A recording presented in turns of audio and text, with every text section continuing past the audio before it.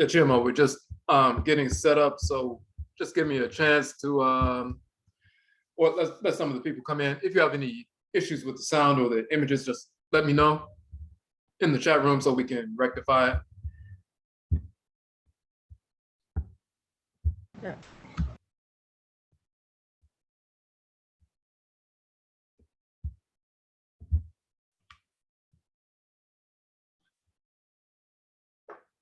Okay.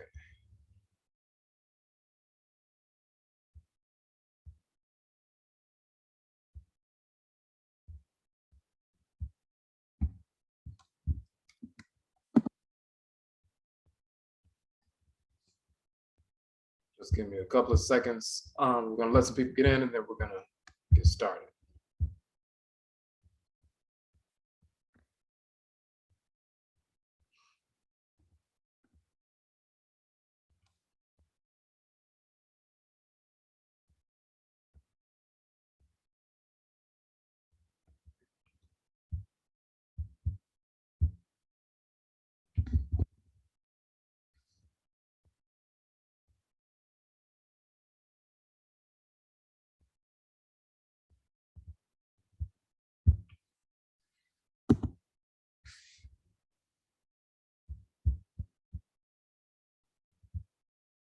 And we're gonna pull up a couple of things. Hold on one second.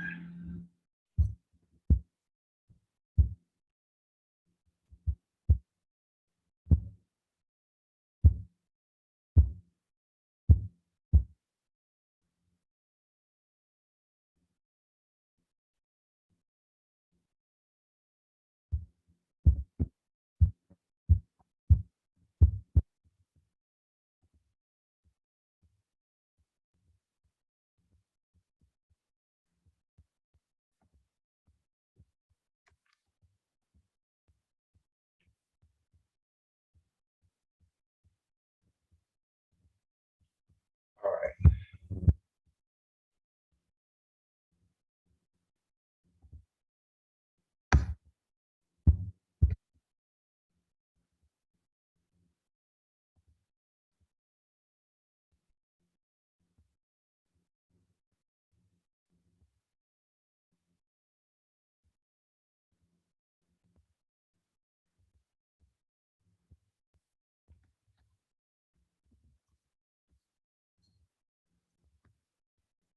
All right, so we just want to pull this up and we're gonna get started. So once again, I'll say everybody for joining in with this new course. Just move this around a little bit.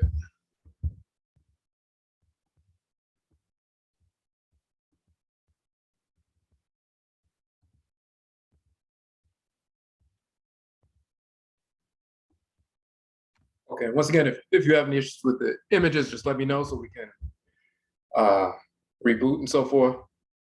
Now, so what we want to get into is, this course is different because we've talked about the KA and KAIT, which is the soul, the divine consciousness. And of course, we have our book, the Okra Complex, the soul of our Kanpo, talking about the nature of the Ka, the deity in the head region and so forth. And we also talk about the Ka in the context of the KARKARU and chakras and so forth. But there's a difference between the Ka, which is the soul, divine consciousness, and the Ba, which we're going to talk about tonight, BAU in plural, which is the spirit. There's a difference between the soul and the spirit. So let's just pull this up real quick just to go over the Okra first. And this is our book, the Okra Complex, the soul of Akamfo.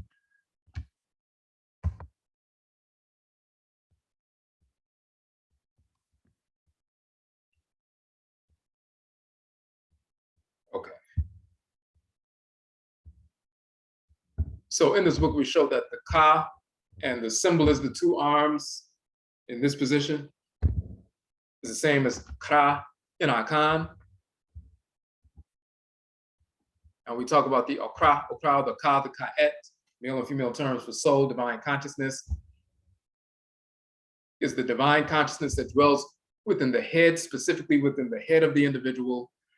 It's not just an awareness, but it's an entity. It's a personal deity. It's a personal obosom, orisha, voodoo, and so forth. And then we show in the iconography, and first of all, the Medutu, the symbol for Ka, Ka'et or Kat. But the Medutu point to where the Ka can be found, and of course that symbol is on the head, showing it is the force in the head. And every group in Afuraitkaitnut, wherever we exist in the world, we have a term for the divinity that exists in the head. It's the spirit's brain. So just like you have a physical body with the smaller physical body, which is the brain that regulates order in the physical body, you have a spirit body, the Sahu, as it's called in ancient Kemet, the Sun Sun, as it's called in Akan, and you have a spiritual force in the head region, which regulates order and has the blueprint for everything that should take place in the spirit body. That is the force in the head region. That's the Ka or Ka'et. And when someone transitions, their spirit separates from the body. What animates the physical brain is the spiritual force that animates that brain. That is the Ka, the Ka'et. For Afurakanu, Afuraitkaitnut people, of course. Just like your spirit animates your physical body, your Ka or Ka'et animates the blueprint within your brain. So that's what a soul actually is. But then the spirit, the Ba, the spirit, is the divine living energy. Now we're going to show a couple of things with regard to that. And we've shown some of this before, but we just want to go over it real quick.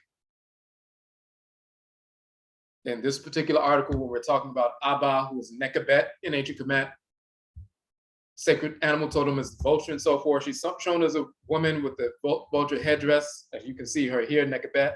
She's called Aba in Akan, and Oba in Yoruba, and Ayaba in Vodun, and so forth. Sacred animal totem is the vulture we were talking about, her function. But in the context of talking about that function and her governing the respiratory system and so forth, we talk about the Ba and the Bayat, the male and female terms for spirit, divine living energy.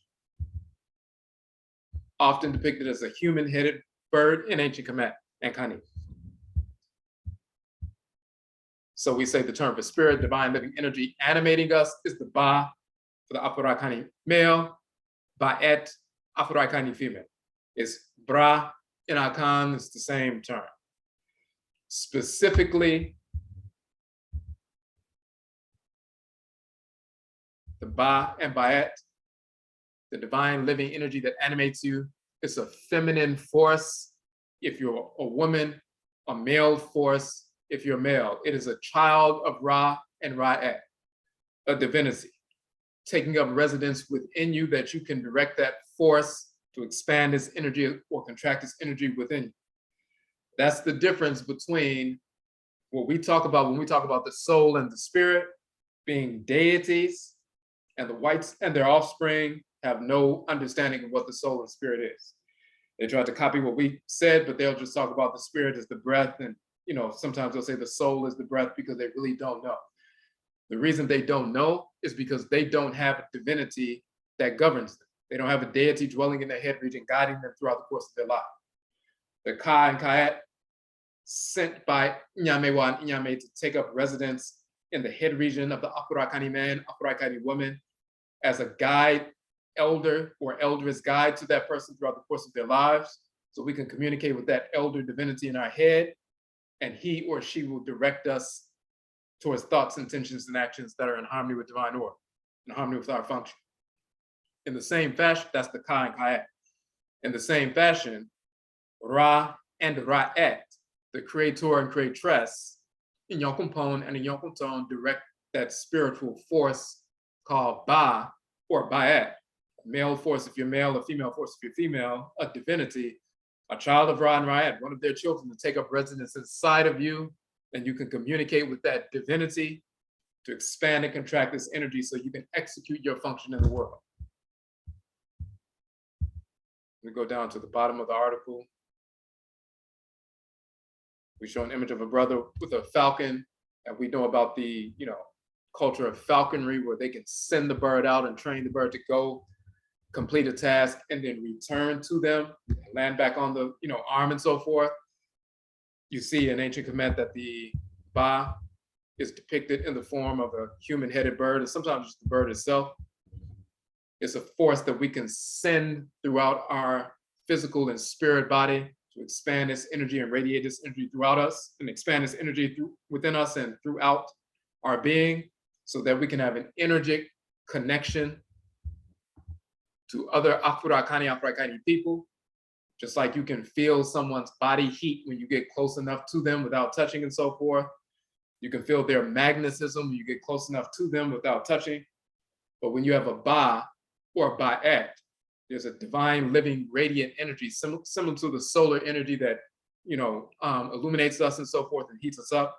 There's a divine, living energy within us, and there's a bridge of energy that can be projected and connected between Afuraitkaitnut men, Afuraitkaitnut women, as well as plant life, animal life, mineral life, Afuraitkaitnut human life, as well as the Nananoman Samanfo, the spirits of the ancestresses and ancestors, as well as the Abosom. We can build an energetic bridge. We're already connected energetically, but we can strengthen an energetic bridge so we can travel across that bridge energetically and commune energetically with one another. We feel one another's presence, feel their energy and so forth, but spirit possession takes place on these bridges of energy that we build, this web of energy that we're part of and so forth. Spirit possession, spirit communication, divination and so forth, all of that is connected to the radiant solar energy of the Ba that expands from us, that we can strengthen that bond and build, edify that bond so we can have a strong bridge of energy between us and other created entities in the universe. The whites and their offspring do not have a Ba or a Ba'et. They don't have a Ka or Ka'et. So they don't have a force within them that's radiating the divine living energy of Ra and Ra'at that can connect with other individuals that do that. Only we can do that as human beings. And then, of course, all other aspects of the created universe. Now,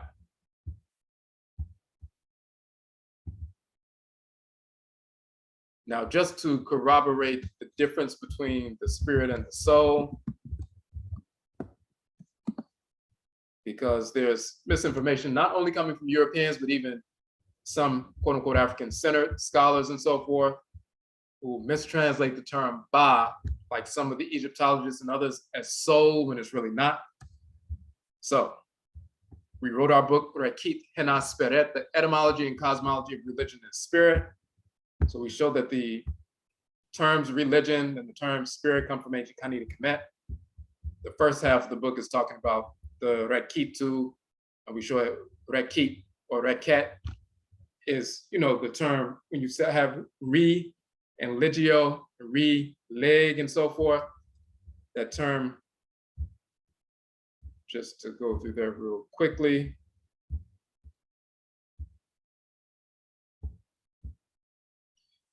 We know that re means back or again and so forth.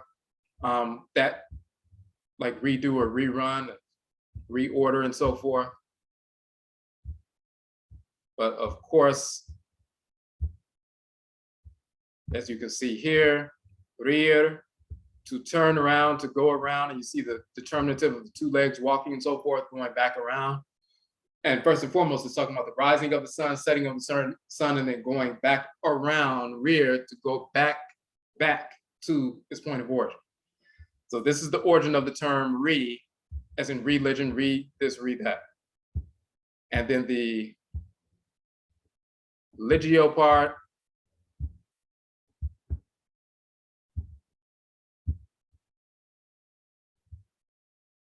they'll talk about leger or legere, and then the root being leg, to leg, it means to bind, to tie.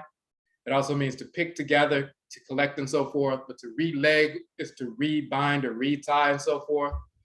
And we show that the term leg in ancient Kemet comes from the term rek and so forth. And rek is actually the spirit that binds, that makes one a spirit medium, the one who becomes a magnet or a horse for the spirits to take up residence in and possess. The rekit or rekitu are the men and women who are spirit mediums, the ones who get possessed by the spirits, the horses for the spirits and so forth. And then you also have the term rek, which lists account statements, summary account reports, detailed account statement, pulling all things together, all the information that you have, when you pull it all together, that's on a mundane level, that's rek, to lek, or rek. Rek became corrupted into lek, to pull together, to gather together, to collect, to bind together. And then spiritually, rek comes from the terms rek and rekit. Rek, the god of knowledge in the dua, rekit, the feminine divinity, knowledge personified and so forth. And then you have the rekitu. It says men and women, rational beings and so forth. But when you see the images of them, those particular class of men and women,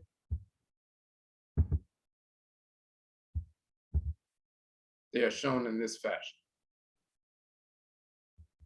They will be shown with the bodies of human beings and the heads of birds and so forth. These are the rekitu, the ones who bind, pull together, gather together, collect, bind, draw together and so forth. They pull the spirits into them. The spirits bind into them. That is re-ligging or re-legging or re-binding.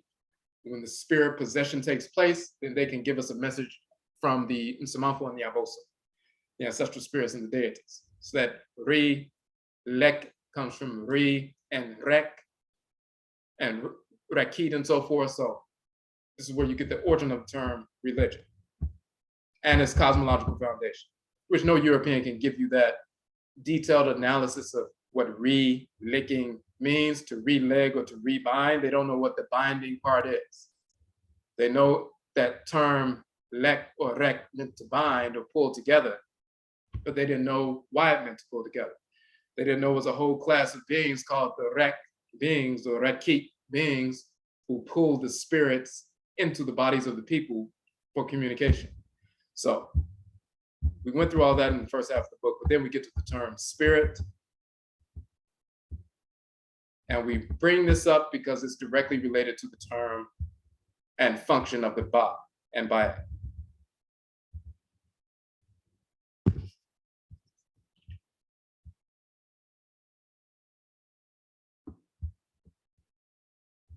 Okay. This actually spells seper in the language of ancient Kemet. It says, those who are in this image take the towing rope of the boat of Ra. This is in the dua when they're pulling Ra's boat in the underworld and so forth. When he comes forth paired from the serpent Ankh Toru, and they tow this great deity into the sky and lead him along the ways of the upper sky. It is they who make to arise in the sky gentle winds and humid breezes, and it's they who order those who live upon earth to place themselves in the great boat in the sky. That's the 12th hour, the final hour of the night in the spirit realm and so forth. So we're talking about RA and RAIT, Creator and Creatress, and they are called the Great Ba and the Great Ba'at. Ra and Ra'et are called the Great Ba and the Great Ba'at, the Great Spirit, the divine living energy. Conversely, just so you can see this,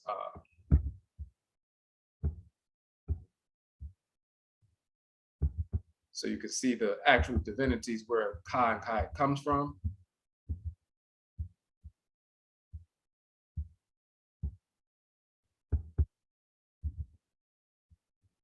Ka, father of fathers of the divinities, KAIT, consort of the god Ka, the grandmother of the deities and so forth. This is an image of them. Ka and KAIT, sometimes called Kaka and KAKAIT, and sometimes they'll spell it Keku and Kekuit and so forth because they didn't know what the vowel placement was. So they would stick an E in between the consonants in the older Egyptological books. But it says darkness personify one of the four elemental goddesses, darkness personify one of the four elemental gods and so forth. And they show the darkness of the black substance of space within which everything is contained is the great Ka and KAIT, soul, divine consciousness of Amen and Amenet. It's like the black melanin in your body that apex is in the head region where the brain is, and 12 cranial nerves and so forth. And that neuromelanin, that's the black substance, and all your organs and glands and so forth, move within that black substance. Just like the suns, moons, stars, planets, and everything else move within the black substance of space. That is the Ka and KAIT. Now, conversely, you have Ra and RAIT. So that's the great Ka and great KAIT, the great soul. But the great spirit is Ra and RAIT.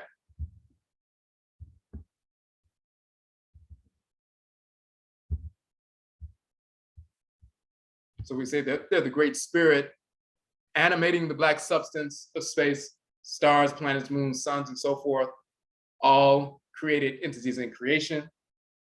The stars, including our star, the Aten, the sun, are utilized as physical transmitters of the divine living energy of Ra and RAIT. They possess the Aten, the sun, that spirit possession, and so forth. And we show that the Ra and RAIT are called Nyankopn and Nyankonton and Otumare and Oshumare and Yoruba and Da and Adawedo and Vodun and so forth. And we'll just show that cover of the book real quick. And we're going to get into the book also in this course. But that is Ra and RAIT. In Akan, they are Nyankopn and Nyankonton. And even when you go into Vodun, as we show in this book, that circular serpent, the rainbow serpent swallowing the tail and so forth. The circle with the dot in the middle, the hieroglyph for Ra and RAIT is the rainbow serpent encircling the sun and moon and so forth. And this is why they have that symbolism in ancient Kemet.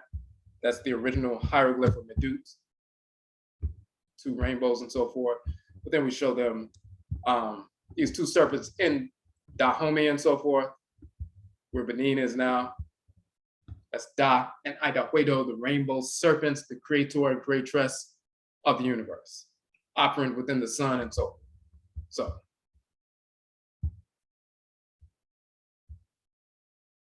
So they are the great spirit, the great Ba, and the great Bayat, the divine living energy animating all created entities.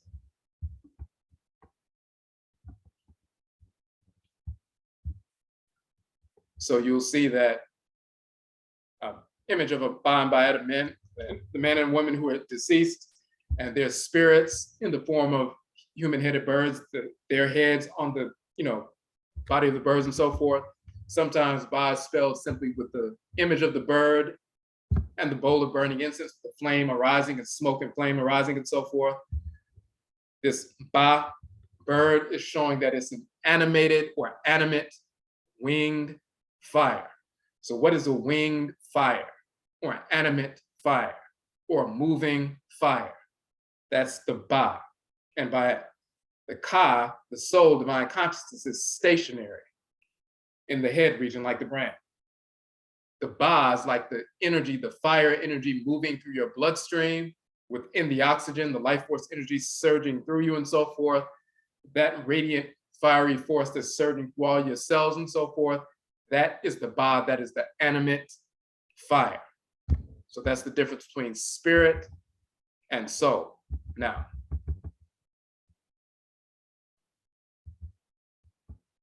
we also look at the term per, to go out, to go forth, to go away, to exit, issue, what comes forth, offspring and so forth. You see the two legs walking out and so forth, the symbol of the shrine house. Per, to come forth, to go out, to go in, to come forth, to move and so forth.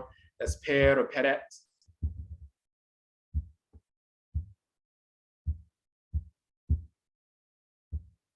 And then you also have the S in front of a noun, making it a verb, or in front of a verb is a causative in the language of Kemet. So when you say per, to come forth, per, to come out or go out. When you have seper, that means to cause something, sa, to come forth. So seper means to cause something to go out, to cause something to come forth, to cause something to make something come forth. seper. So that's action, movement, and so forth. You have seper, to ask, to pray, to entreat. When you invoke the spirits through ritual invocation and so forth, you're causing them, se, to come forward, per, to come from the spirit realm and come into the physical realm through spirit possession, spirit communication. Seper is ritual invocation. Seperet, a prayer, petition, request. Seperu, petitions, prayers, plural, and so forth. But seper is the ritual invocation. It's causing something to come forth.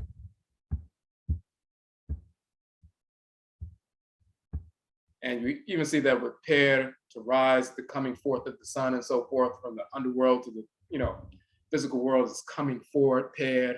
When you cause it to come forth, seper, that is seperet and so forth. That's the origin of the term spirit, a force that's moving, acting, coming forward, animating and so forth. But it comes from seper, to cause something to come forth. And what is coming forth? We show in the book that what's coming forth, for example, when the sun rises, is the divine living energy of Ra and RAIT, the great Ba and Ba'at, moving within that great solar force to bring that fiery energy into the world. We were in darkness, it was cold and so forth. When that energy manifests in the world, we become enlightened and we become empowered. We become illuminated and we become empowered. We can see our way, navigate our way in the world and so forth, because we can see our path is illuminated. We have illumination or insight now, but then we're also vitalized and empowered. That's when seperet, or spirit, manifests through the agency of the Ba and Ba'at. This is why the Ba and Ba'at, the divine living energy, living fire, animate fire, is the spirit or seperet. It is not the soul, the Ka or Ka'et. So we have to make that distinction. This is why they will define spirit as the animating or vital principle in man and animals. Then they'll say to breathe, sperare, to breathe, and sepai, to blow and so forth. But they really don't have an understanding of why pi and sepai and seper and so forth means to breathe or to blow or animating vital force. They don't know who the vital force is. They don't know about Ra or Ra'et being the great Ba and great Ba'at. They don't know about the living fire. They don't know about any of that. They're just repeating terms that we were using that are in our language. They have specific definitions, but they didn't understand the cosmology, and they still don't. So, and this, by the way, is the first book that gives the proper etymology of the term religion and the proper etymology of the term spirit and the deities that undergird Rekit and Speret. That's something that none of these scholars have put forward, Black or white. All right. So we just wanted to distinguish the difference between the spirit and the soul. Now,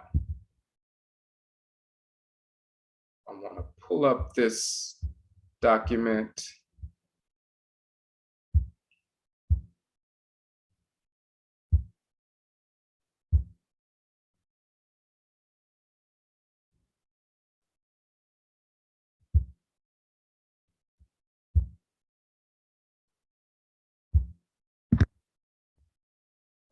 There's one particular document, and then we're going to go to the actual page, text, the actual cited reference.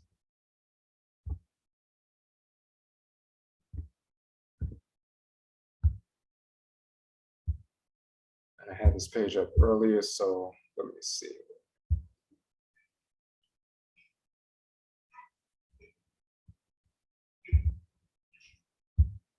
Okay, hold on one second. And if you, of course, if you have any questions in the chat room, just let me know.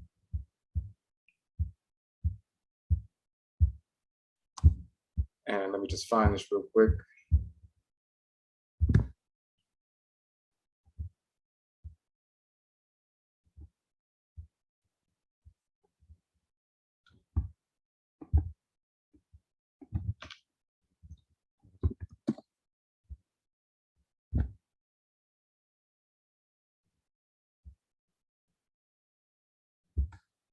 And this particular text, this is Gods of the Egyptians, where they reference a particular text. And then we are going to go to the actual cited text. First, I want you to see the reference that people always typically reference.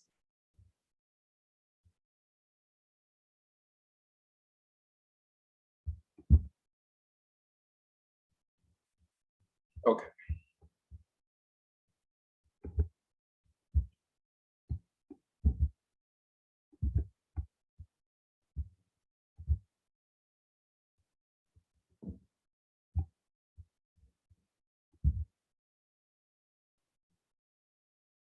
Okay, so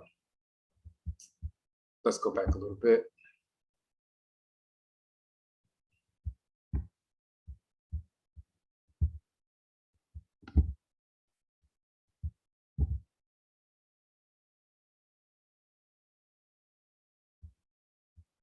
All right, so they were talking about the king or Pera, Pharaoh Unas, fifth dynasty, and they were talking about what his association with different divinities and so forth.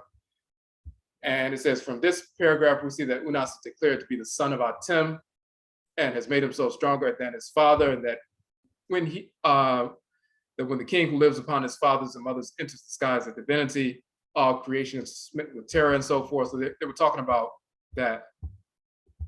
And then they get into the section we want to look at. So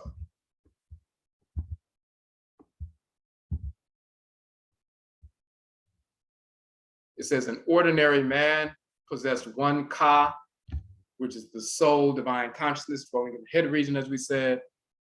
They call it, you'll often see the text call it as a double or image and so forth, or a spirit, but it's really the soul. But a king or a deity was believed to possess many Kau, souls, divine consciousness. Thus, in one text, the god Ra is said to possess 7 BAU, as it says right here, 7 spirits, and 14 Kau or 14 souls.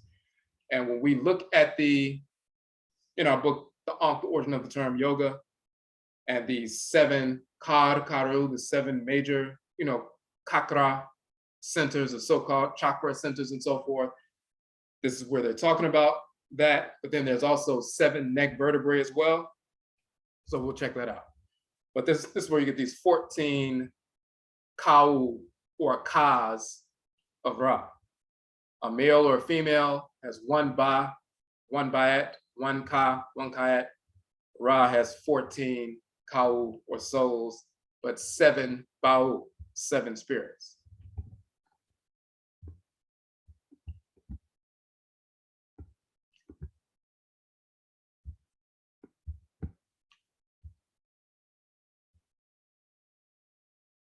Now it says, and prayers were addressed to each soul, but really each spirit, each Ba, and each Ka of Ra, as well as to the god himself.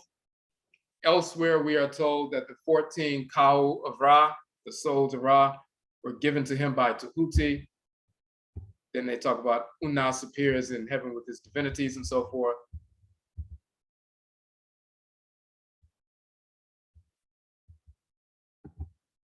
And then there's one other portion that we want to touch on real quick with regard to these 7 spirits.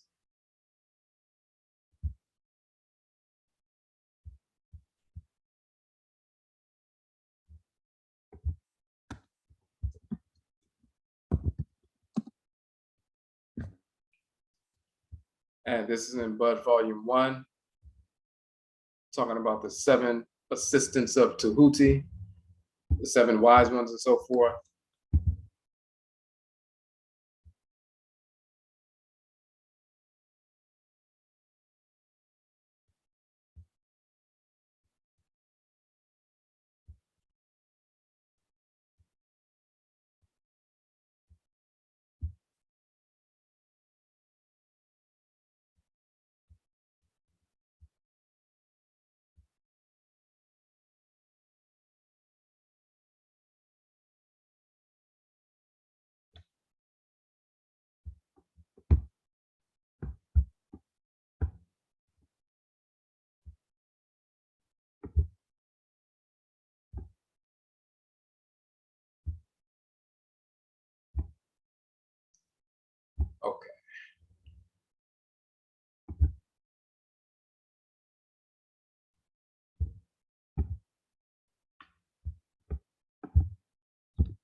and we're going to show one of his, in our book, we're going to show one of the female divinities he's associated with, Urt and so forth. And this is directly related to the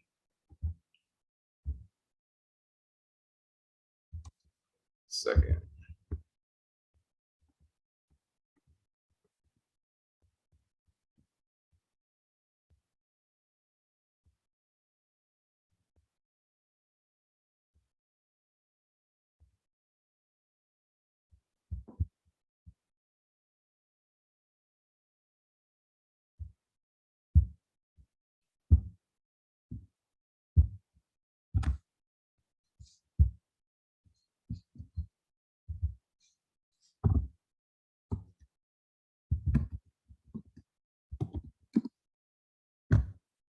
Okay, maybe in the section dealing with Bata.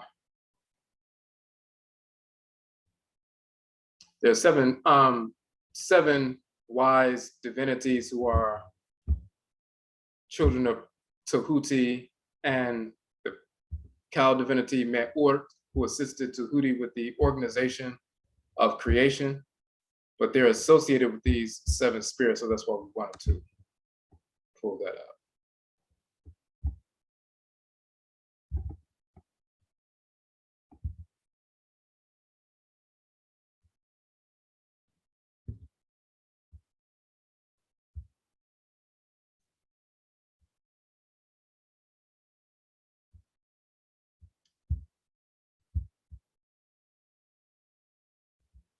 So just give me a second, I just need to find it.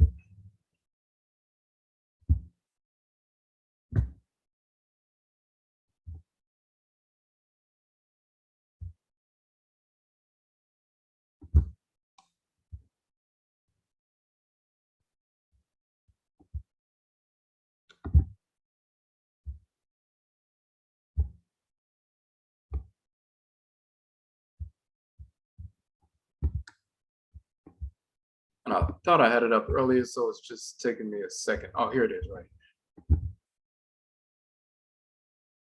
All right, so it says in connection with Sekhmet,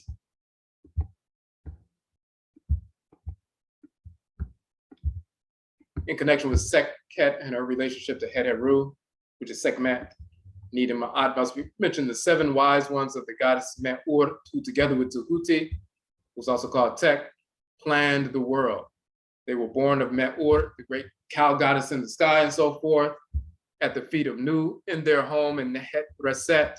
And they came forth from the water, from the pupil of the eye of Ra, and they took the form of seven hawks and flew upwards, and together with Asten, a form of Tahuti, they presided over learning and letters.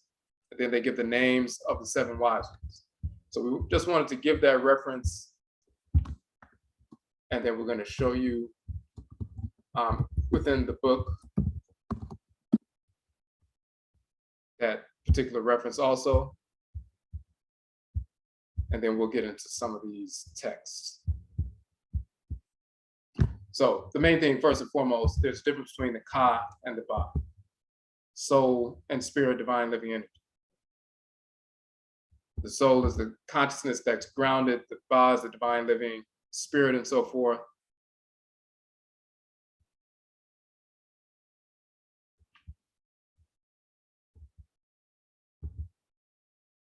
Now in the body, these seven knots, seven nerve ganglia, collections of nerves and so forth, bundles of nerves and so forth, are in the same positions as the seven KARKARU, so-called chakras and so forth. They're called nerve ganglia, are knots. In ancient Kemet, there's a text associated with the deities who govern the seven knots and so forth. The Kasu, as it's pronounced, seven, the seven magical knots that protected a man. The seven gods who assisted at the judgment and condemnation of the wicked.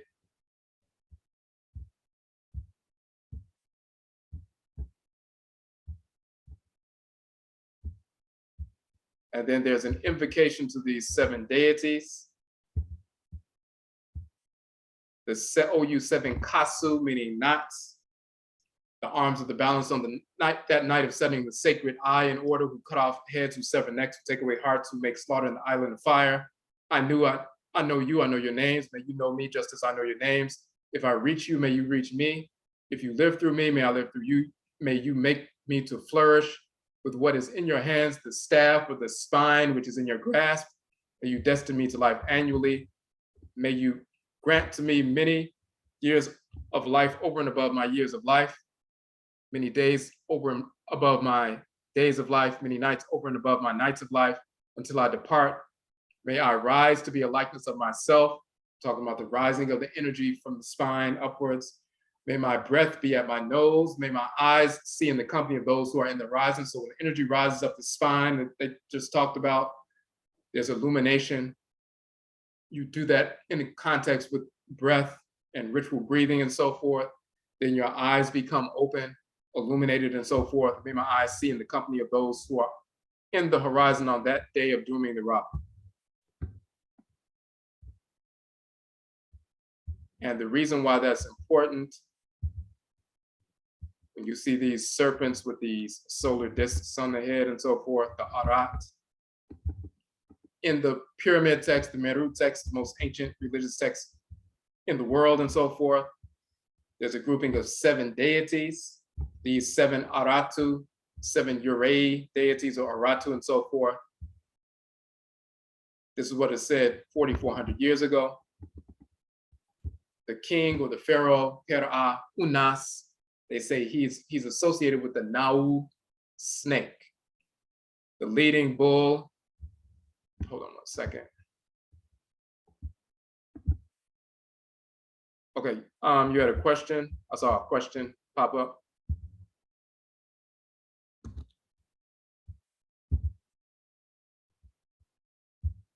I think I saw a hand raised.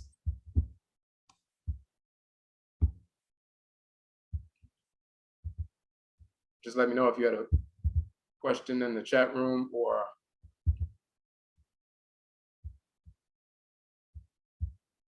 Okay, so this is utterance 318 in the pyramid text.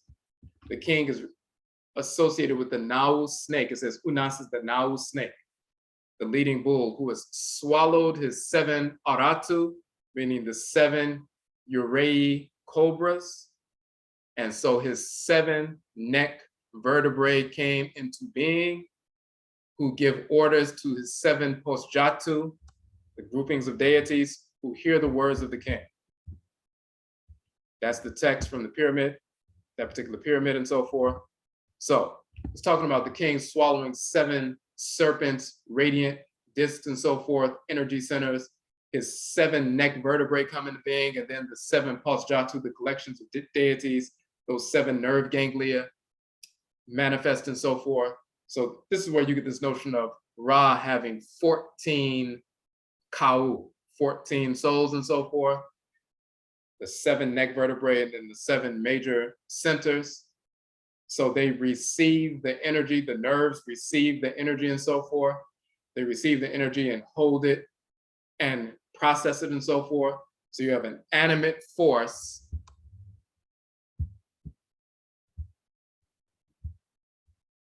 this solar energy, this animate force that's activating the energy that's in the Ka, that unique energy in the Ka, the unique energy in the Ka that makes you distinct from someone else. Your Ka makes you distinct from every other human being with regard to the way you look, what your temperament is, what your divine function is, how you operate and so forth. Of course, your gender and all of that makes you separate from plant life, animal life, mineral life, Afurakanu, Afuraitkaitnut, human life, planet, sun, moon, and stars and so forth. It distinguishes you, your character, your nature, your function in creation. It gives you your particulars and how you are to function. That's the Ka. It individualizes you, individuates you, and so forth. But then you have the divine living energy that enters into the Ka, that animates and activates it. Just like you have a brain, you have the blueprint of everything that should take place, but the brain is not going to work if you don't have any oxygen. If you don't have blood flow to the brain, and then the oxygen that's in the blood flow and the fiery energy that's within the oxygen to activate the cells in the brain, if you don't have that, it doesn't matter that you have a brain, nothing's gonna happen. So the Ba is like the fiery energy in the bloodstream, and it activates what is in the Ka. So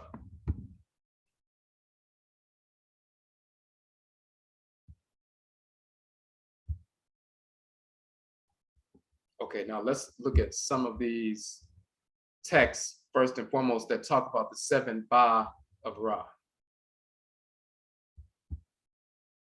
But before we get to that, let me pull up one particular document.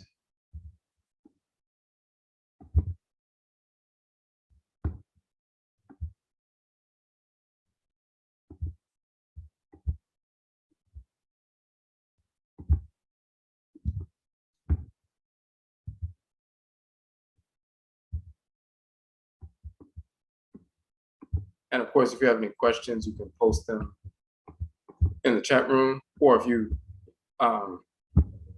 you can raise your hand if you want to ask a question, unmute yourself and ask a question.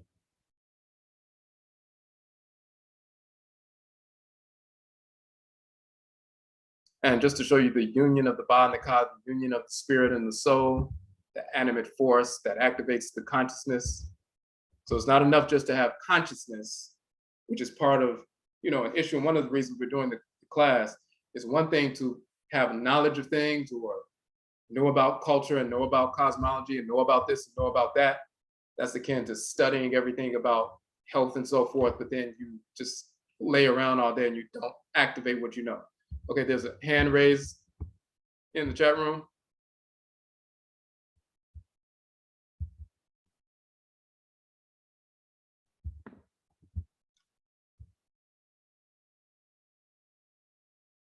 Oh, if you have a question, you would have to unmute yourself. So let me see.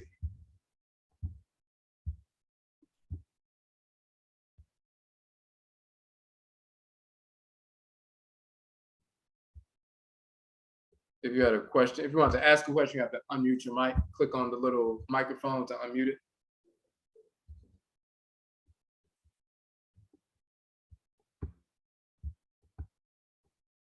Or you can type the question in the chat room.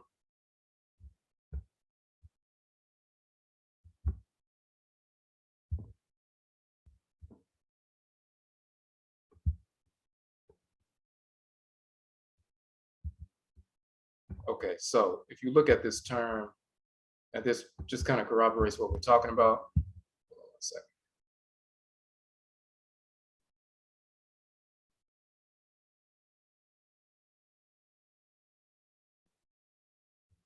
Okay, the question in the chat room, since we're called before Amen and Aminet to have a Ka KAIT assigned to us before returning, does this mean we might be assigned a different Ka KAIT before returning? So you're assigned a Ka and KAIT, but that'll remain with you into the ancestral realm as well. So you'll be living amongst the Nsamanfo, your ancestresses and ancestors, and you still have your Ka that you had when you were on Earth and so forth. Typically what happens is people will go before they reincarnate, they will go before Inyame, to get their function, really to renew the function so they can carry on that function. Very often until they become Nananom Nsamanfo, spiritually cultivated elders and elderesses, or ancestresses and ancestors who will become elders and elderesses. And then they will live in the world and so forth. And then they go to the ancestral realm when they transition. And if they have become Nananom Nsamanfo, spiritually cultivated elders and elderesses, and the next time they come back, there needs to be a different energy within the clan to edify a certain branch of the family and so forth, then they may be assigned a new Ka or a KAIT at that point.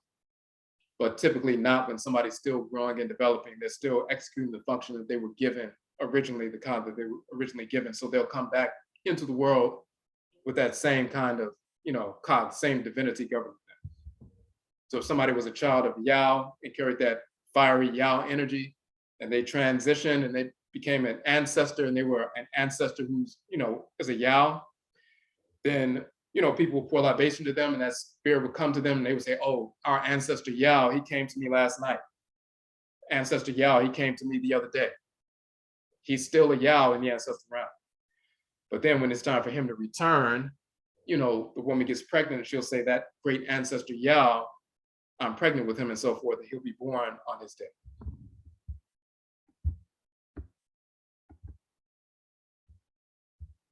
Okay. So we just wanted to show this, this term. If you see the way the term is spelled, it's really B or the ba, and then the ka symbol, baka.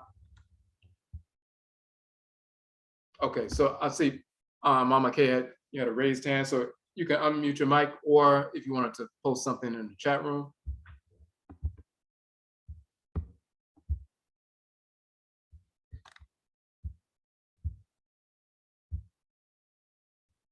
And you look by your image and there's a little red symbol that has a line going, a little image of a red mic with a line going through. You click on that so you can, if you wanted to unmute it to ask the question, or you could post the question in the chat. But this portion, we just wanted to show that the ba, ka, beka, to shine, to illumine, to be bright, light, radiant splendor, but it also means to bulge out, to swell of the belly of a pregnant woman and so forth. And you see baka.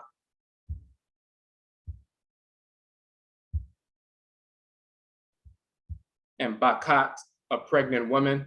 So what it's showing is that when the divine living energy, radiant force, connects with the ka, then you have like a ka symbol and a radiant force in between. Then that's baka, that's pregnancy, that's fusion, that gives life and so forth. The ba and the ka must be united for you to have life.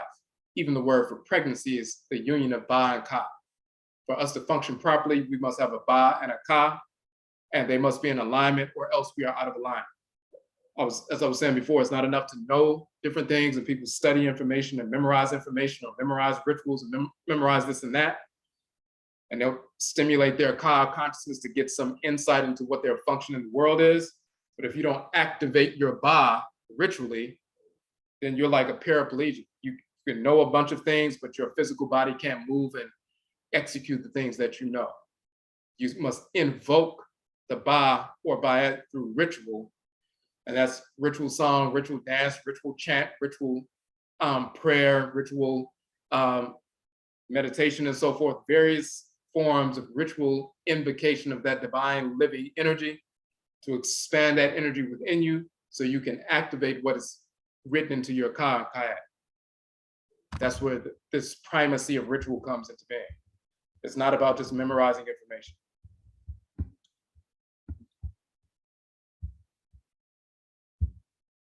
Okay, so let's go to some of these texts that talk specifically about that. So one of them is the papyrus of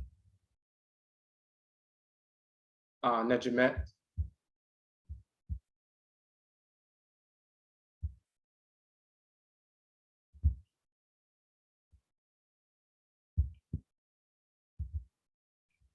And first we'll show you the Madutu of it first, and then we'll show the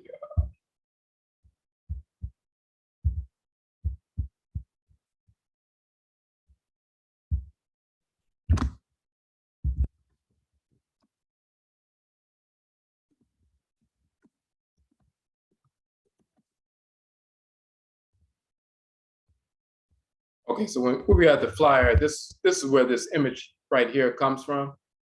It comes from the papyrus of Nyankopn, showing the 7 ba, or BAU of Ra and so forth.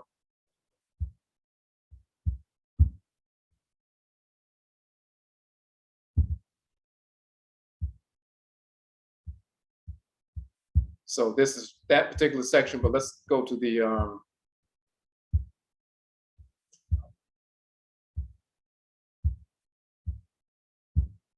gonna go to the translation of just that particular section.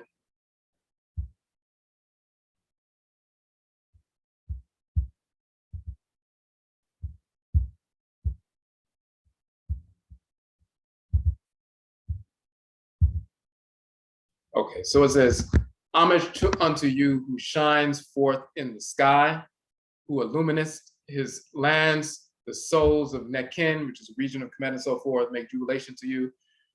The spirits of the east adore you.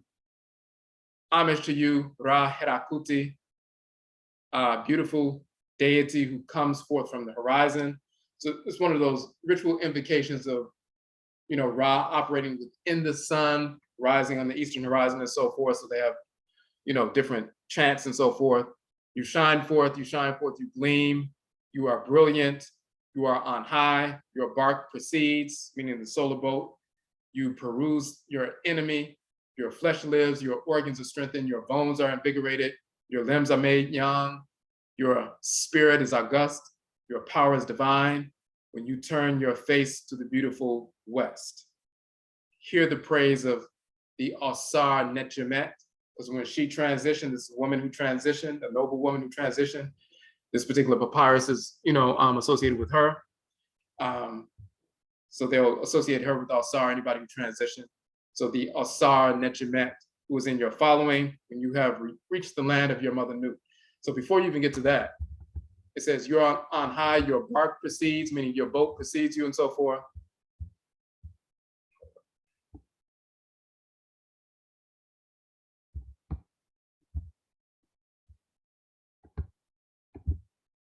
Oh, I didn't mean to jump up that far.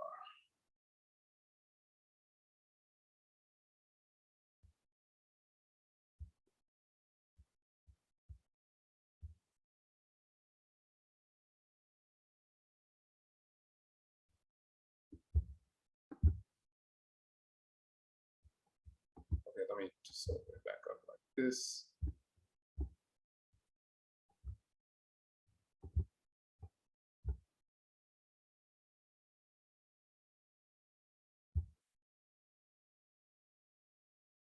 Okay.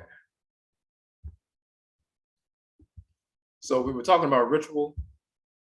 When the text says you are on high, your bark precedes you, meaning the solar boat of Ra. Ra is sitting in the solar boat, and the solar boat of the sun is sailing across the sky and so forth. Then sails in the underworld and so forth. It says the bark precedes, and you peruse your enemy. Your flesh lives, your organs are strengthened, your bones are invigorated, your limbs are made young, but your spirit is august, your power is divine when you turn your face to the beautiful west. The west is the land of the setting sun, the setting Aten. The west is the gateway to the ancestral realm. So when you're reading a text like this, it's talking about when you turn your face to the west. When Ra turns his face to the west, then all these different things happen. He becomes reinvigorated. He goes into the underworld. He gets reinvigorated. He becomes empowered and so forth. And then he rises in the east.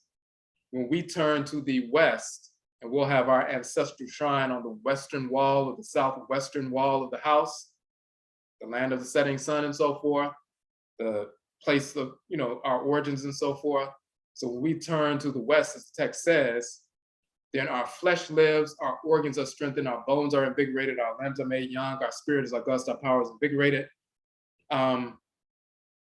Because when we go into the ancestral realm through ritual, we go in and we become reinvigorated through ritual process, through engaging the Nsamanfo and the Abosom. So when we turn to the west, that means going through the ancestral realm, going under through spirit possession, spirit communication, and so forth, and then we reinvigorate ourselves.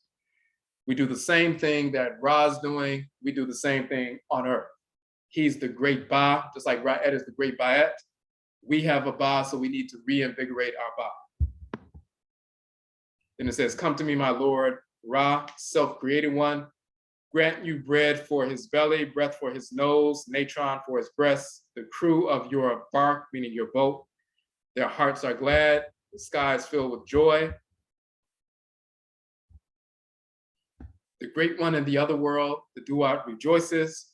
Oh, every god and every goddess, let them give praise to Amen, Ra Herakuti.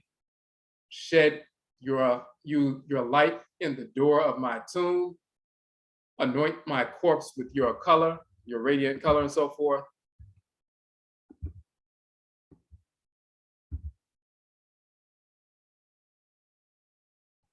And then it says for this Asar Nechemet.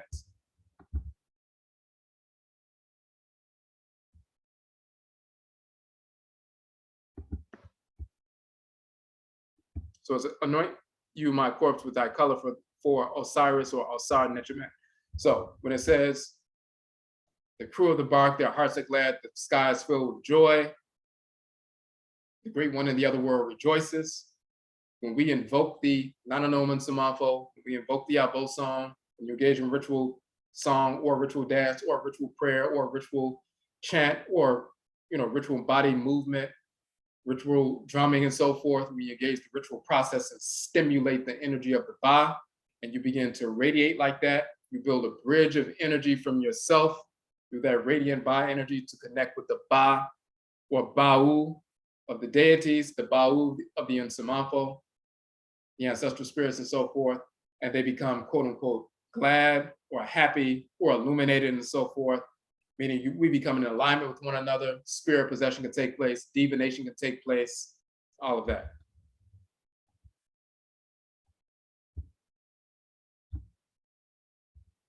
Okay, now.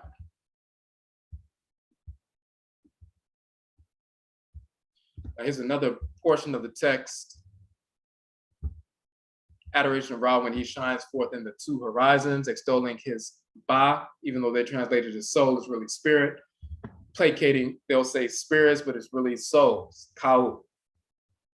And causing the steersman of the solar boat or bark to come to the call of Asar Nechemet, the noble woman Nechemet. So it says, homage to Ra, homage to you, Ra, 4 times, homage to you, and unto your spirit 7 times. Homage to you, or Nechorak, to your spirit, and they say that 7 times. Homage to you and to your souls, your 14 souls, your Kau, and you say that invocation and Nechorak or homage 14 times because you're acknowledging each one of the spirits.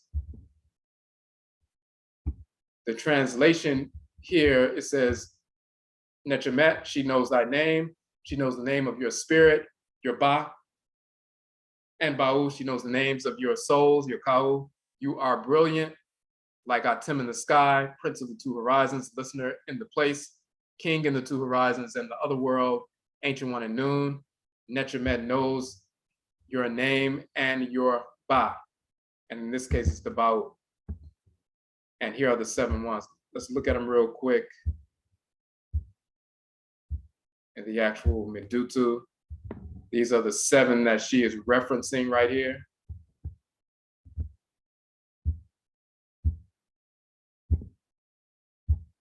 And each one of those spirits is a deity. And you invoke each one of them. Inside of our bodies, we have these 7 major KARKARU, 7 major energy centers, so-called chakra centers. That's like 7 miniature Kas and so forth. The 2 arms with the hands up and so forth. But that receives the Ba, the divine radiant solar energy. That Ba is dwelling within the Ka. It activates the Ka. It activates your consciousness. So one of those. So these are like the solar birds dwelling within those 7 shrines in your body. The Ba, not soul, but spirit, pure of seed. The Ba, sound of flesh. The Ba, glorious in sound. The Ba of magic. The Ba of divine form.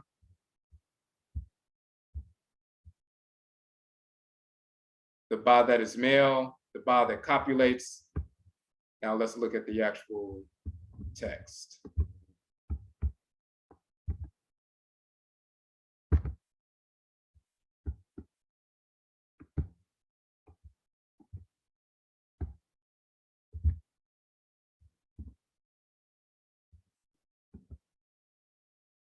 Now, what we did was we pulled out the actual spellings of the names of these 7 Ba'u.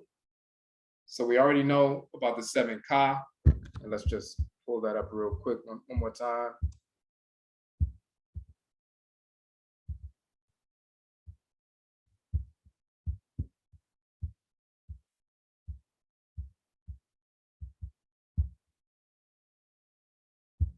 And some of you have read this book already, but in the text, when they say that the king Unas, he is like the Nau snake who swallowed seven serpents, the radiant energy and so forth, that became his seven neck vertebrae, and the seven neck vertebrae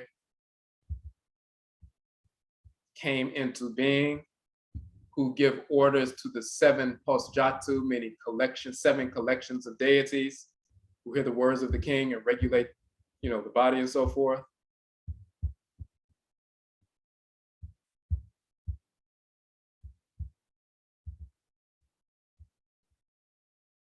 So you have these seven major centers, but then within the neck, you have the seven cervical vertebrae, which are the seven neck vertebrae and so forth. And of course, the neck is the gateway between the heavenly region, the head, and the earthly region, the body and so forth. So you have seven serpents that took up residence in that space, the seven cervical vertebrae and so forth that brings stability, but it's also a gateway. Now,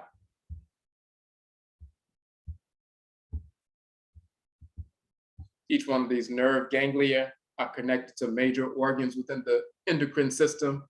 So they capture energy and process it in a specific way.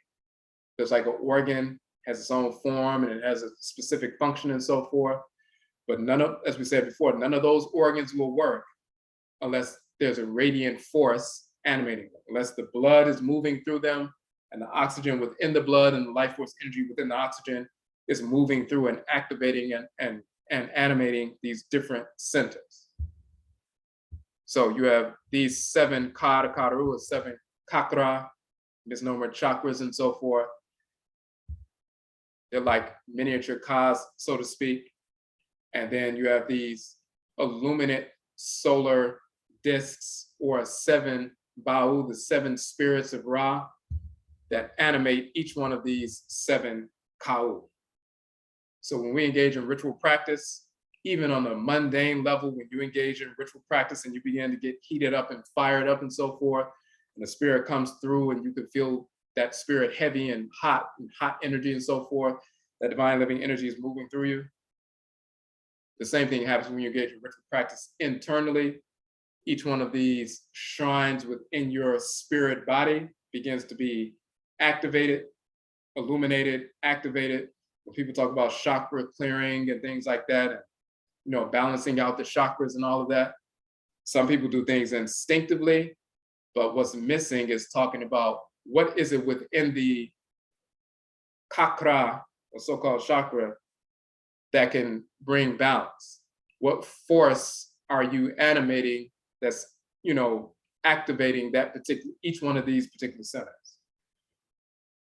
Unas swallowed seven serpents, seven radiant discs and so forth to purify and animate and purify and activate these seven centers. We talked about Beka or Baka, the union of the Ka and the Ba, and that's a pregnancy, that's a birth and so forth. Each one of these seven centers, each one of them has a Ba. Just like you have a Ba and a Ka, the spirit and the soul, on a miniature level, a microcosm, each center is a form and it's activated by one of the seven spirits of Ra. So that's what they're talking about. Now,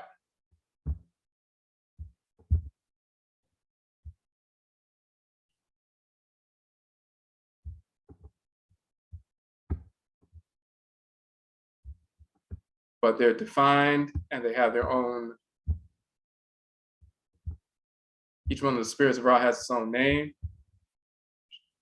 Translation: first Ba, pure of seed; the second one, sound of flesh; third one, glorious of sound; fourth one, spirit of magic; spirit of divine form; spirit that is male; spirit that copulates, and so forth.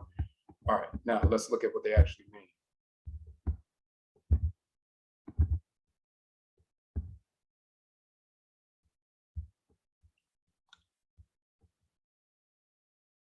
And in fact, let me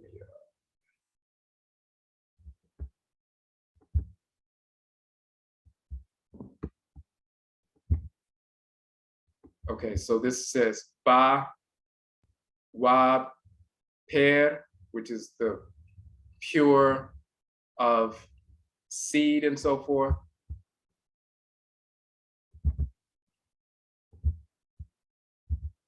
And what we did was we just took out the entire, entry from the dictionary for the name. So the first part is Wab. So that first of the 7 spirits. And for us, we have one Ba, but our 7 energy centers are connected to the 7 Ba of Ra. Each one of our energy centers is activated by one of Ra's spirits, and so forth. So one of them is called Wab Per, which is the pure of seed.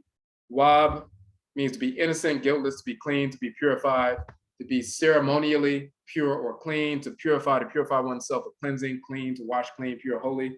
You have a class of priests and priestesses who are called the Wab priests or the Wabet priestesses, and they engage in the ritual purification of ritual items like statues and sculptures and shrines and everything else to purify them. So when the Abosom are invoked, they have a pure space to dwell in and so forth.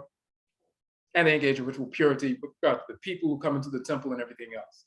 Ritual cleansing the body and the spirit and so forth. So Wab means pure, purify. You see the little bowl of libation being poured out. It's talking about purification and so forth. And then Per, Pera, grain, corn, seed, produce, grains of any kind, grains of myrrh and so forth, grains of myrrh. But when you see those 3 little grains, that is the term for seed. So that's pure of seed.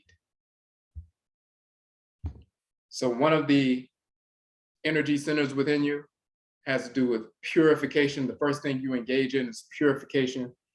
Purification of a seed, of course, everything that is going to become who you are is contained within the seed. So if you have a seed, it's going to become a huge tree, but the entire blueprint is in that seed. The entire function of what you are to execute and so forth is within that seed. So the first Ba is the pure of seed. We have to engage in ritual practice to purify ourselves so we can get that debris out the way, so we can attune to what is our divine function. So ritual song, ritual dance, ritual prayer, all these different things help to purify, so we can see what our actual function is, but purity of seed. That's a function of one of the Ba of Ra, to purify who you are, purify your root nature. Now the next one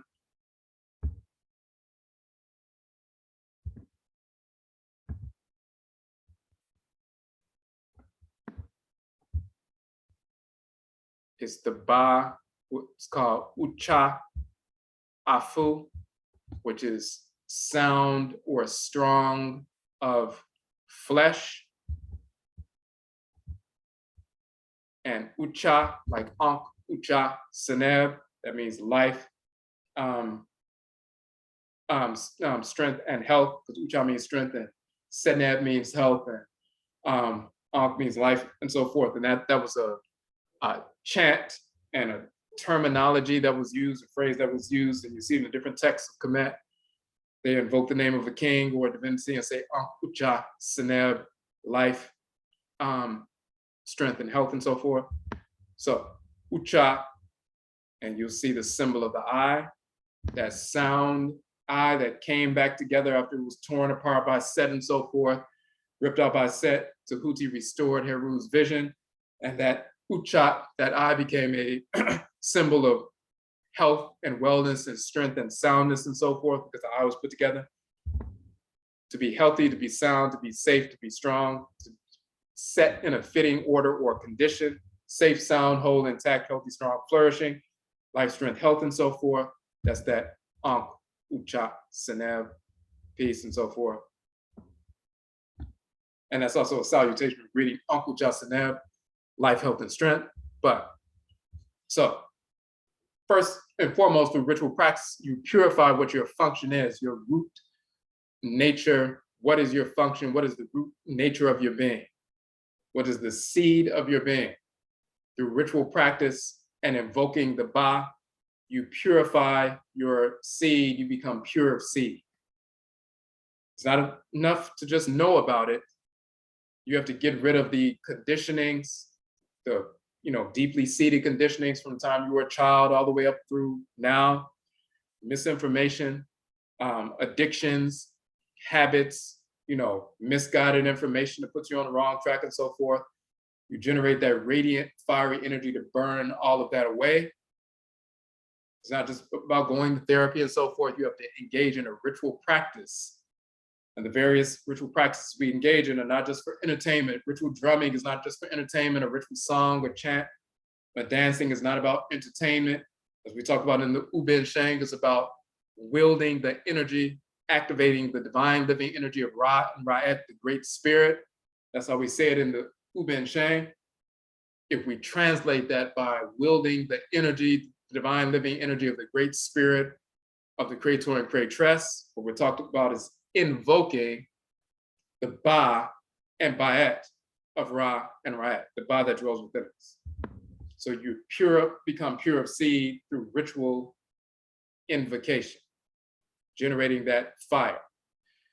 Then to be sound ucha of Afu, flesh, meat, joint, member, and so forth. Of course, Afuraitkaitnut, Ra and Rait within the Afu, within matter or flesh and so forth. So sound of flesh. What does sound of flesh mean? Sound or healthy or strong and so forth of flesh. Your physical body is a shrine, of course. It is one of the Kra shrines of course, your spirit, your Sahu, your Sunsum, your spirit. It's a shrine for your Krawa, your soul, divine consciousness. But you also become a shrine for the spirits of the Nananum Samanfo, the spiritually cultivated ancestresses and ancestors, as well as the Abosom. When they communicate with us, possess, but also just communication through divination, through simple inquiry. When we think about something, I wonder if I should do this. I wonder if I should go in this direction. I wonder if I should take this particular job, move into this specific city. That's an inquiry, and inquiry is the basis of divination. The word adebisa in Akan is things adie that are bisa, inquired about. Bisa means to inquire, to ask. Adebisa are things that are asked, that is divination. To go bisa, ko bisa means to go ask, that means you're going to do divination. Meaning you're going to ask Nyamewan, Nyameo, Aminet, and Amen, the great mother and great father, supreme being, what needs to be happening, what's in harmony with divine order, and they will show you through the agency, through themselves and through the agency of the Abosom and the Samanfo, deities and ancestral spirits, what's in harmony with order and what will place you out of harmony with order, and how to get back on track if you place yourself out of harmony with order. So, but your physical body is a shrine for your own Sunsum, your own spirit. It's a shrine for the Ka, the KAIT, and it's a shrine temporarily for the other ancestral spirits and deities who are connected to you. So when you invoke this particular Ba of Ra, that's called Ucha Afu, one of his spirits is called Ucha Afu, it also stimulates that center within yourself, leading you to purify yourself physically.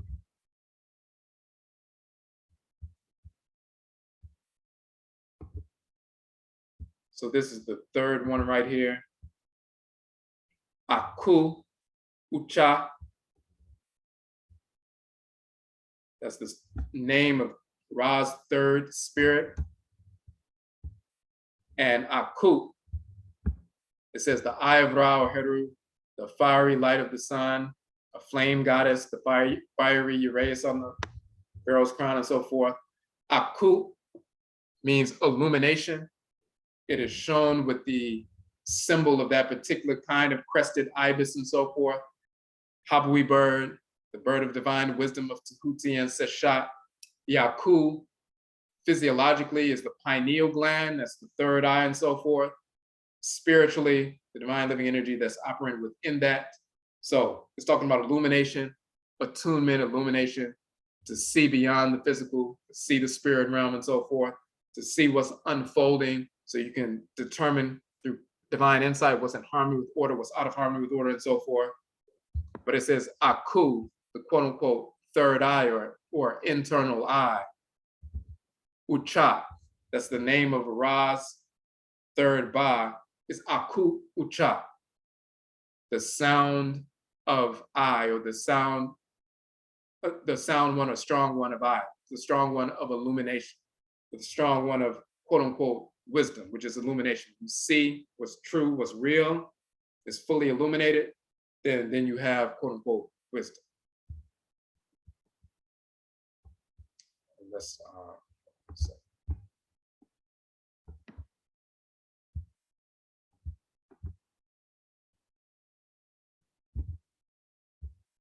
okay, so I wasn't sure, but you should have been seeing. So I wasn't sure if this was up. We were showing this wab, pure of seed, wab, pear. That's the first ba. This is the symbol for the ba, the bird with the human head with the beard and so forth. But wab, pear, which is pure of seed. Then the second one is the ba, which is called ucha, afu, sound of flesh. And then the third one is called aku, ucha. So the first one was wab, pear, pure of seed. The second one, ucha, afu, sound of flesh. Talking about the things that you need in order to live in harmony with divine order. Not just the knowledge of what is harmonious, but what do you need to activate that? You need to be pure of seed. You need to be sound of flesh. Every aspect of your being is in harmony with order, including your flesh and so forth. It's not that the flesh is weak and all that other nonsense. For us, the flesh is ucha, is strong, is pure, is sound and so forth. Then aku, ucha. So that's, and let's just show the, let's pull it up.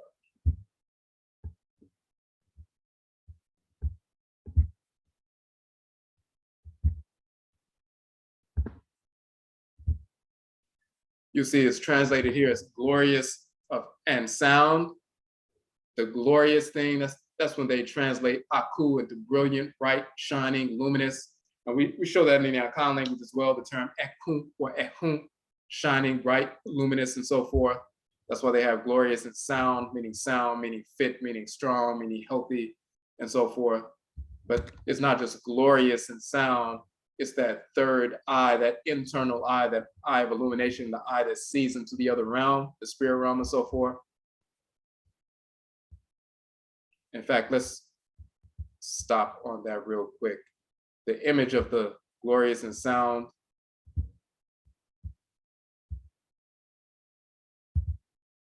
is the Yaku. And we talked about that ibis bird. Now,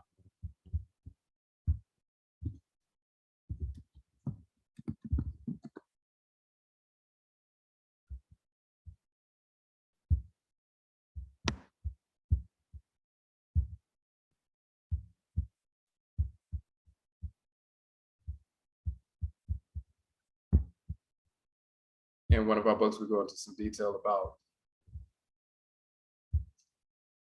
the divinity Tahuti,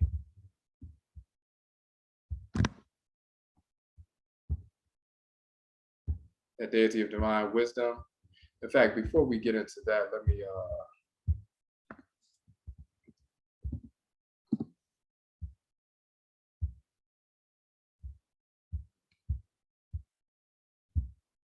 in our article Honam Su, when we're talking about the different divisions of the spirit, like the Ba, the Ka, the Aku, and all of that.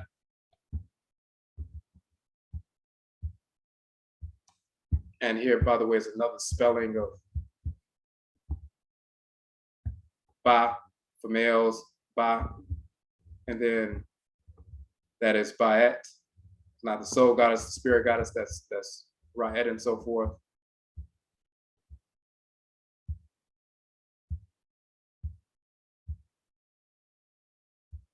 Okay, so since we're talking about Aku,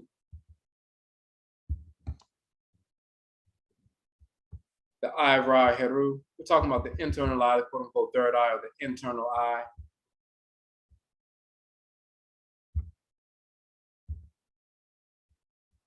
But then it says the related term Aku, the words of power, protective formulae, spells, the magical formulae of Tahuti. It's talking about the wisdom of Tahuti as well as Sesha operating within that pineal gland or third eye, internal eye region.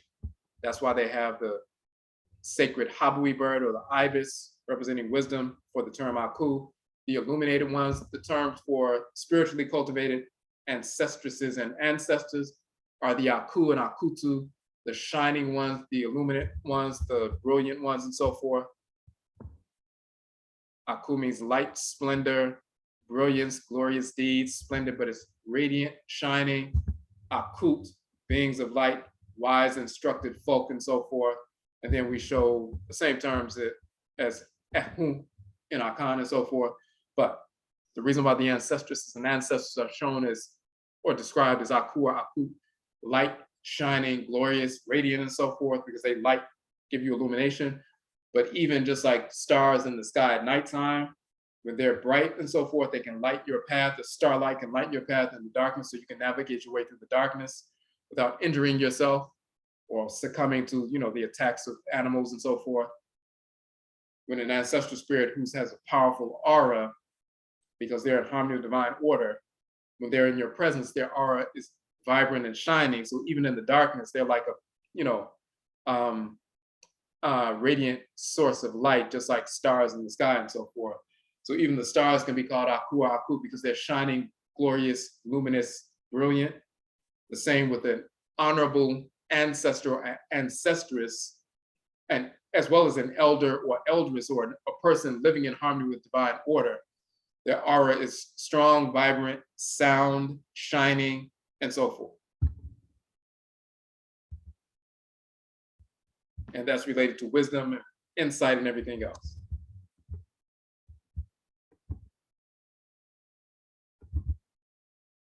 So when you see the akut, the strong akut or the sound akut and so forth, that insight is strong, sound, healthy, illuminate. Your aura becomes strong, vibrant, powerful, and so forth. You become a beacon of light for other people in your clan to emulate.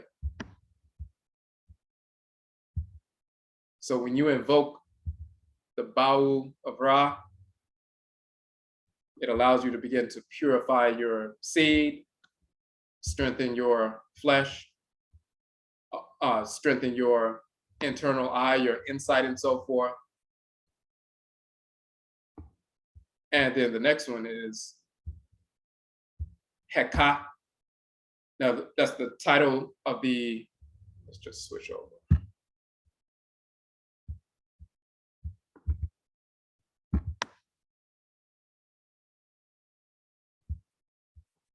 The fourth Ba of Ra is called He-Ka.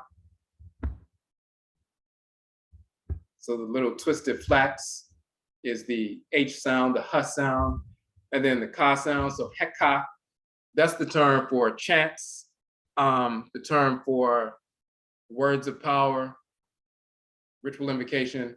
You'll always hear them say magic or sorcery, the power of working magic, sorcery, spells, incantations, charms, words of power, all of that. So, but that's what the term Heka is. So when you activate this next Ba of Ra, including the shrine space within your body where that Ba manifests at and so forth, that particular KARKARU and so forth,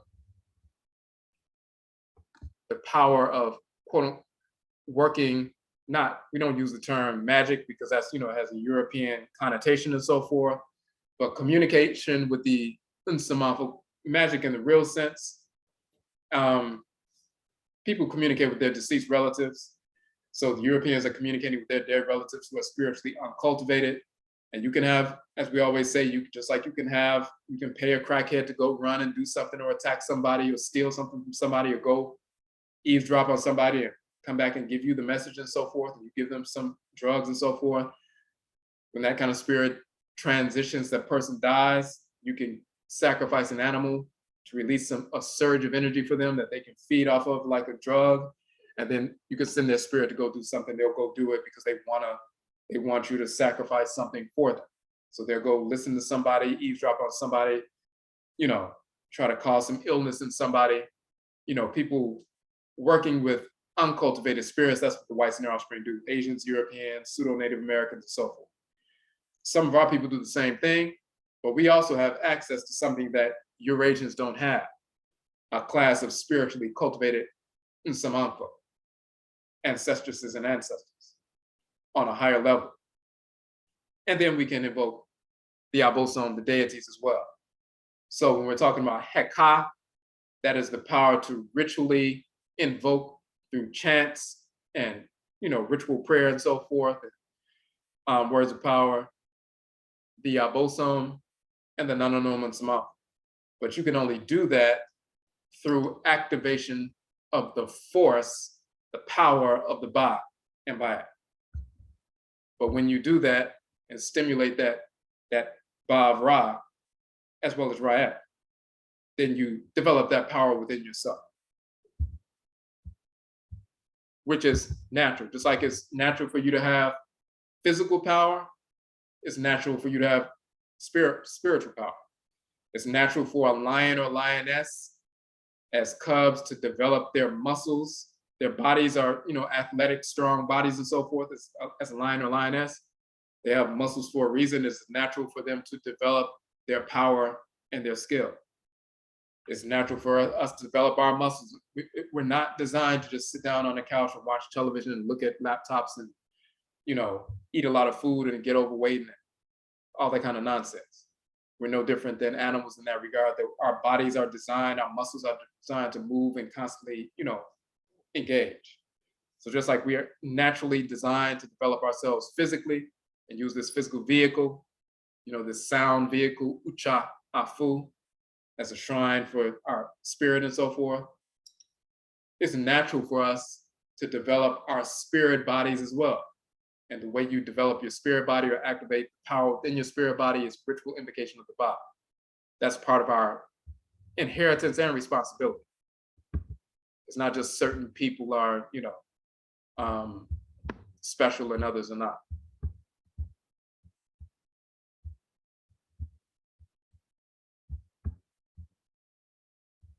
Okay, so.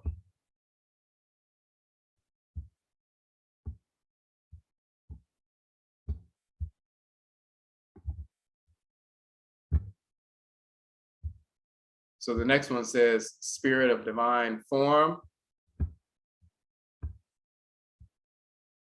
And the spirit of divine form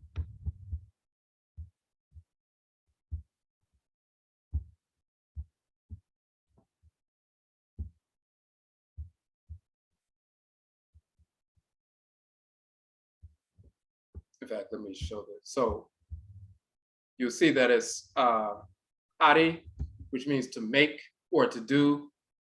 And then you see the symbol of the reed and so forth. But then the determinative symbol is the man as mummified and so forth, a standing mummified figure. So in that context, Ar or Ari, plural Aru, means form or forms. But it's a mummified male, so it's a sacred form. So they're talking about a divine form, a sacred form, purified form, and so forth. We talked about the sound flesh, physical body, the sound seed, and so forth. Let's just go back up real quick. Pure of seed or purified seed. Everything in the seed is going to develop and manifest into the big tree, the big, being that it was supposed to be and so forth. So you have to purify your seed, be pure of seed and so forth. You are able to accomplish that by invoking the Ba. Sound of flesh, you purify this physical shrine. You accomplish that through invoking the Ba, being directed by the Ba, that divine energy, towards the kinds of activities that will put you in a position to purify this shrine so you can have the optimal communication with your body or body. When you do those things, then that illumination, sound illumination comes forward, internal eye and so forth, so you can see and hear from the Nsumafo and so forth, and the Abosom. You develop the capacity to ritually invoke and provoke Yabosom, the Nsumafo, through ritual chant, words of power, ritual prayer and so forth, ritual work. And you purify your spirit form, your spirit body. This is the mummified body, like same symbol for the Sahu, the spirit body, the mummified, purified form that's intact. It's mummified because it's fully structured, proper form, perfect form that's gonna last forever and so forth. You purify your spirit body. Then the next one,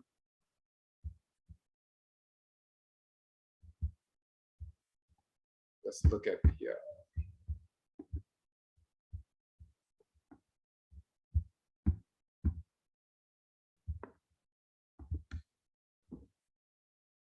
the spirit that is male.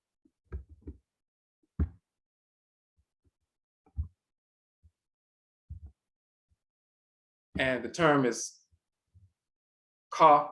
In the Coptic dialects, pronounced Ka. As you can see down here, Ko, Ka or Ko.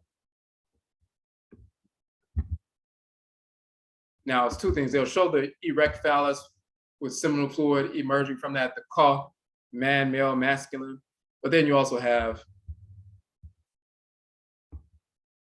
the symbol of the vulva right here. So it says men and women, males and females and so forth. So the symbol of the vulva here.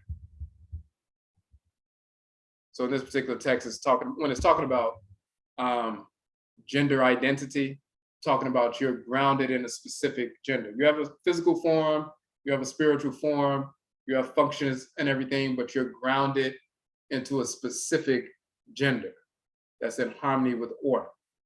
So there's no such thing as dissexuality, homosexuality, and so forth. You're grounded in a certain gender, so you can activate, the various ba in accordance with your either masculine energy or a feminine energy, but you're grounded in a specific gender for a reason. Everything is paired, from Amen and Amenet to Ra and RAIT to KA and KAIT to Hehu and Hehud and Nun and Nunet and Hapi and Merit, Ma'al Ma'at to Huti and Sashat. There's a reason why everything is paired or gender balanced in creation. So you can have all these different things about pure of seed and sound of flesh and, sound of eye and so forth, and having that capacity for ritual invocation, but it must be operated through a specific gender identity. And of course, that exposes the idiocy and fraud of homosexuality, dissexuality, and all of that. There's power in gender.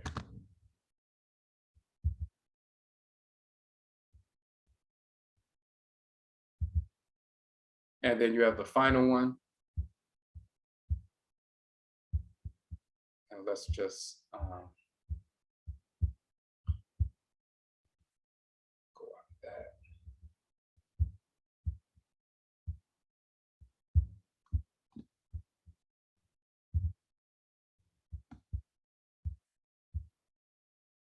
Now, so it says soul that's male, and in different texts of reference the male or the female and so forth.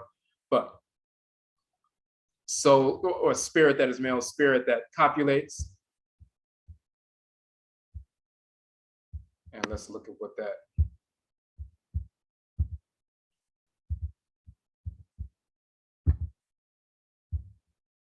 Now, one is talking about gender identity. And in this context, even when they have the ka for the male, but they can have ka and then have a determinative for males and females, it's talking about that, capacity for establishing gender.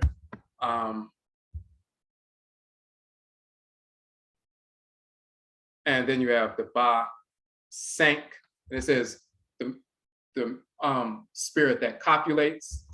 Once again, it's showing the organ inseminating. but the term is sank. Now, let's look at the terms sank first. Sank, a light god, a title of Ra. Sank is rays of light. And you'll see an arrow shooting through or piercing an animal hide and so forth right here. Sank, to light a fire. Sank, to pour out, or sancti. And then sancti, to emit a seed or to beget. But first is the title of Ra, as well as Ra. Sank is sanket, a title of Ra, fiery energy that shoots out. Light shoots out from the sun, that's sank, light that shoots out. That's why you have sank or sancti, rays of light. Pouring out to light a fire, sank, because the energy and the light moves forward. But then that's why it's also associated with begetting or emitting a seed, or to beget or to copulate. Once you have these various things in order, pure of seed and sound of flesh and sound of spirit and illumination and the capacity for ritual invocation and being grounded in gender and so forth, then you have to execute that function and reproduce that within your clan. You have to affect that in your clan, inseminate that within your clan, reproduce that in your clan, and effectively engage that on a regular basis. So you need to actually engage. It's not just about, once again, knowing some things, sitting around being philosophical and so forth. We have nation building to engage in. You don't want people who are not pure of seed and pure of consciousness or illumination, grounded in their proper gender and so forth. You don't want people who are not engaged in that to talk about nation building. You want them to have all these different spirits of Ra and Ra'et in balance within them. So when they engage in a nation building process, it's sound. Okay. So that's like an overview of the different ones. We're going to get into each one of these as deities over the next, 6 weeks into some detail. We just wanted to give that overview of all 7 of them, these 7 spirits of Ra that manifest and activate the 7 centers, 7, KARKARU within us. It's the, fire activating the consciousness and so forth. So, but we're going to get into them as deities, week by week.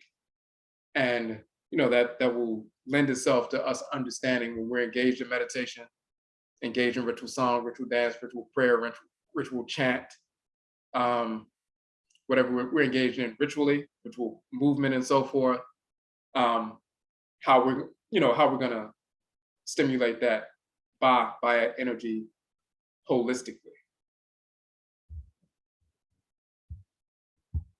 Okay, let me know if you have any questions in the chat room.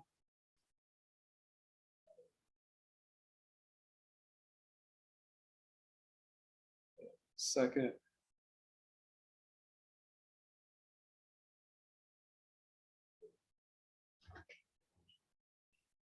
Okay.